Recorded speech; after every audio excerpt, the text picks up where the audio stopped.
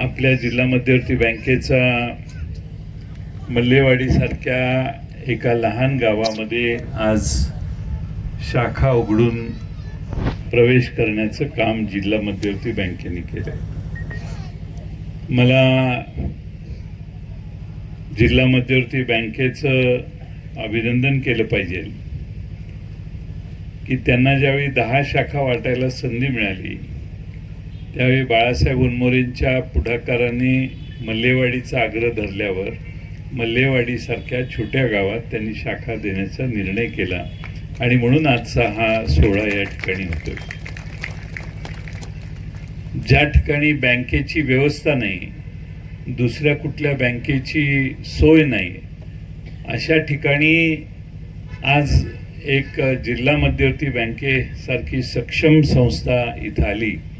मला खात्री आहे की मगाशी सांगितलं त्याप्रमाणे अनेक वेगळ्या कारणासाठी कर्ज देताना इथला सगळा पंचक्रोशीतला माणूस जो बँकेकडे जातो तो आज या शाखेकडे येऊन आपल्या सगळ्या सेवा घेईल. जिल्हा मध्यवर्ती बँकेने मित्रांनो मागच्या काळात बरीच प्रगती केलेली आहे.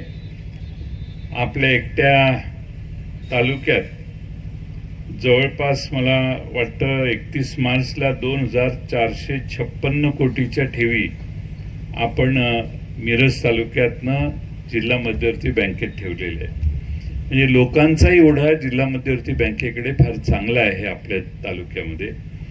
आणि कर्जाचं प्रमाणही 24,2656 कोटीचे ठेवी आणि 1219 कोटीचे म्हणजे 50% आपण कर्ज त्यातलं देतो आणि आपल्या तालुक्यातली 50% लोक 50% रक्कम तालुक्यातल्या लोकांच्या हितासाठी या तालुक्यात वाटली जाते.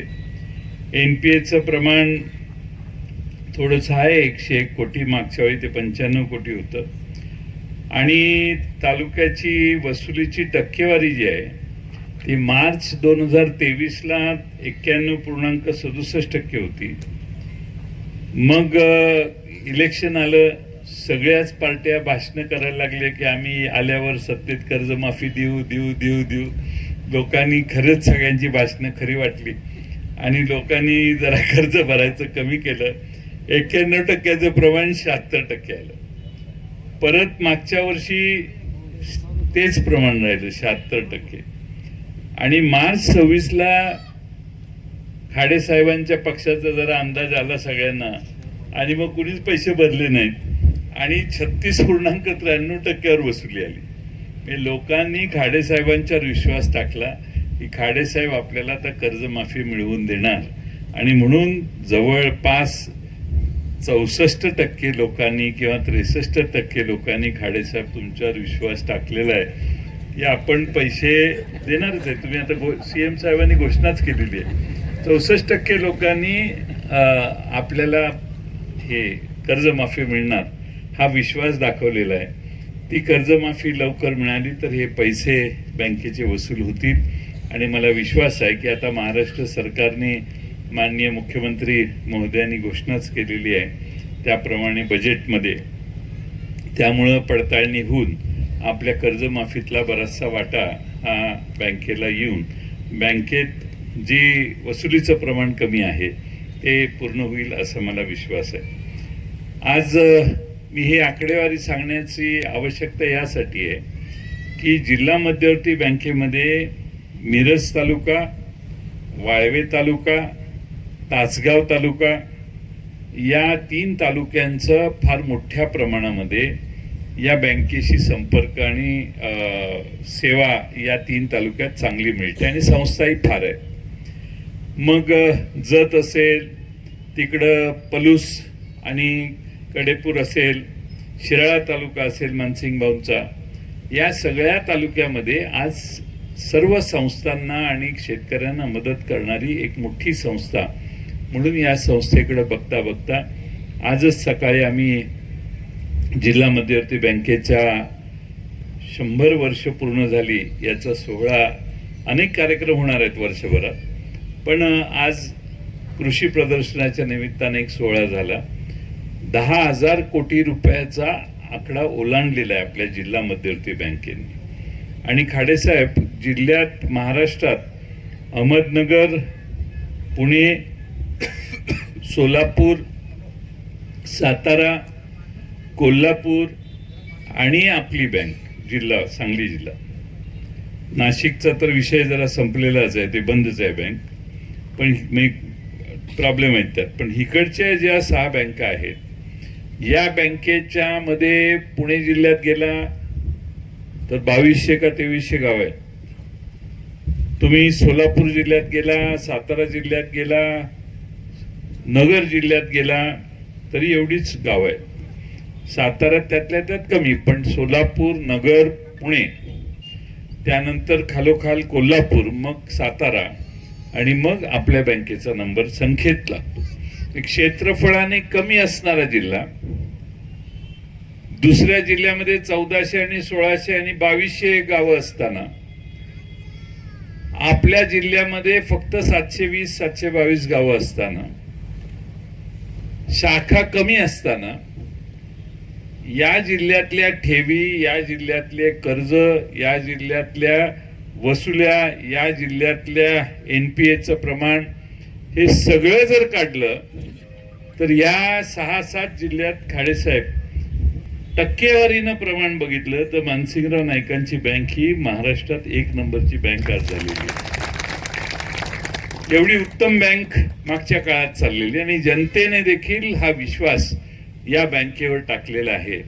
आणि म्हणून माझी आपणाला विनंती आहे की बाळासाहेब होनमोरेंनी एक मोठं काम गावात शाखा आणून केलं.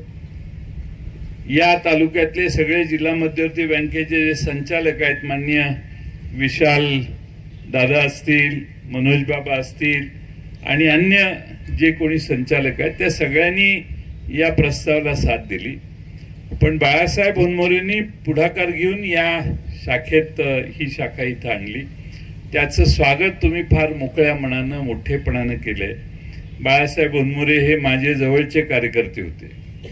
माझा प्रचंड विश्वास त्यांच्यावर होता आणि त्यामुळं प्रत्येक वेळेला ही आरक्षित जागा आहे तरी बाळासाहेबांना द्यायची. हे आम्ही नवीन उमेदवारच हुडकायचो नाही.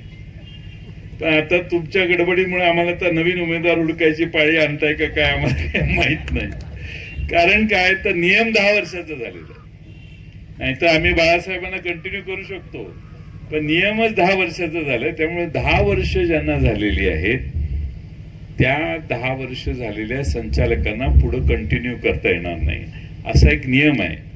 मी माननीय मुख्यमंत्री महोदयांना, मी आणि दिलीप वळसे पाटलांनी भेटून विनंती केली की हा नियम हा जिल्हा मध्यवर्ती बँकेंना लावू नका. कारण अनेक जिल्ह्यामध्ये काही ठराविक लोक ही पुन्हा पुन्हा निवडून येण्याची क्षमता असणारी आहेत. त्यांनी आम्हाला सांगितलं की काय मार्ग निघतोय का बघतो म्हणून. अजून काही निघाला नाही, त्याला 1-2 महिने झाले. पण पुढच्या निवडणुकीच्या आधीपर्यंत जर नियमात काही बदल झाला तर ज्यांना 10 वर्ष पूर्ण झाली ती पुन्हा पुढं कंटिन्यू करू शकतात.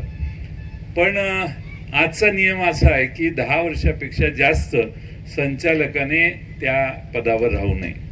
आणि म्हणून या निमित्ताने या एका चांगल्या कार्यक्रमाला बाळासाहेबांनी आम्हा सगळ्यांना बोलवलं. बाळासाहेब कुठेही असलं तरी त्यांचं माझ्यावर प्रेम आहे. आता असा लय प्रॉब्लेम झालेला आहे की लय प्रेम करणारे पलीकडे तुमच्याकडे आलेले आहेत. माझ्याशी सगळे चांगले संबंध असणारे बरीच लोक, विशाल दादांचं काम केलेली लोक, अशी सगळी दुसरीकडे गेलेली आहेत. काय आमची ऑब्जेक्शन नाही, पण सगळ्यांची व्यक्तिगत जिव्हाळा, कारण सहकारात पक्ष आम्ही मानत नाही. पक्ष वगैरे ह्या सगळ्या गोष्टी बाजूला ठेवून आपण सहकारी संस्था आजपर्यंत स्वर्गीय वसंतराव दादा असताना पासून आपण चालवल्या. त्यामुळे पक्ष हा विषय या बँकेत कधीच आणलेला नाही, पुढेही आणणार नाही. पुढच्या वेळी आता निवडणूक आहेत, पुढच्या वेळेचं पॅनल पण बघा कसं सर्व समावेशक असणार आहे आमचं. का तर बँकेसाठी जो युक्त आणि आवश्यक आणि योग्य आहे अशा सगळ्यांनी बँकेत येऊन काम करणं आवश्यक आहे. आज या निमित्तानं बाळासाहेब होनमोरे यांनी आम्हाला अतिशय जिव्हाळ्याने इथं आग्रहानं बोलवलं. आग्रहानं बोलवून त्यांच्या पत्नी जिल्हा परिषदेच्या सदस्य झालेले आहेत, त्यांचंही मी मनपूर्वक अभिनंदन करतो.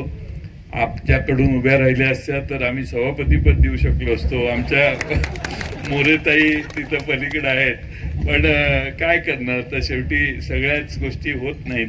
पण त्या सभा एवढ्या लहान गावात जिल्हा परिषदेचं सदस्य इतक्या लहान गावात उमेदवारी देणं हेही तसं अवघड. पण तुमच्या पक्षाने ते केलं, त्या निवडून आल्या आणि त्यांनाही मी मनपूर्वक शुभेच्छा देतो. पण आमच्या विशालदादा लोकसभेचे उमेदवार असणार आहेत, पुढेही तेच असणार आहेत. त्यामुळे तुम्ही मागं लोकसभेला जे केलं तेच पुढच्या लोकसभेला करायचं, एवढं मात्र ठरवा. मला बोलवाल न बोलवाल पण विरोधाचा भाग सोडून द्या. पण बाळासाहेब वनमोरेंनी अतिशय जिव्हाळ्याने आम्हा सगळ्यांना बोलवलं. मी त्यांचं मनपूर्वक आभार मानतो. बाळासाहेबांनी काम 10 वर्षात बँकेत करत असताना मनमोकळेपणाने सर्वांना बरोबर घेऊन काम करण्याचं काम केलंय. आज तुम्ही आम्हा सर्व सोसायटीचे चेअरमन, सगळे सदस्य यांनी आमचं जिव्हाळ्याने स्वागत केलं. इथल्या ग्रामपंचायतीने केलं, सरपंच आणि त्यांचे सदस्य यांचेही मी मनपूर्वक आभार मानतो. तुमच्या निमित्ताने एक कौतुकानं सांगितलं पाहिजे, हा रस्ता मी बघितला आणि मी आमदार साहेबांचं अभिनंदन केलं. खरंच चांगला रस्ता केला. म्हणजे टाकाला जाऊन मोगाट दळवणं बरोबर नाही, चांगलं काम केलेलं आहे. आणि त्यामुळे लवकर आलो. बाळासाहेब वनमोरे सांगायचे 5 मिनिटात मिरज सोडली की 5 मिनिटात इथे येते, असं माझ्या पीएशी बोलायचे. मी म्हटलं बाळासाहेबांचं राहू दे, 15-20 मिनिटं 25 मिनिटं लागतील. पण मी रस्ता जसा बघत आलो तेवढा स्पीडनं आम्ही इथं पोचलो की फार कमी वेळात माणूस आता मिरजेपासून इथं येतोय. आणि त्यामुळं एका चांगल्या रस्त्याचं देखील दर्शन या निमित्तानं झालं. खाडेसाहेब, आपण या कार्यक्रमाला अध्यक्ष म्हणून आलात. आपण पालकमंत्री देखील या जिल्ह्याचं असताना आम्हा सगळ्यांना योग्य न्याय दिलेला आहे, कधी अन्याय केलेला नाही. झालाच असेल अन्याय तर आमच्याकडून झाला असेल, पण तुमच्याकडून काय झालेलं नाही. पण खाडेसाहेब या कार्यक्रमाला आले, याबद्दल त्यांचं मी मनपूर्वक आभार मानतो. सगळ्या मल्लेवाडीच्या आणि पंचक्रोशीतल्या सगळे मान्यवर कार्यकर्ते इथं आलेत, त्यांचेही आभार मानतो आणि माझे 2 शब्द संपवतो. धन्यवाद.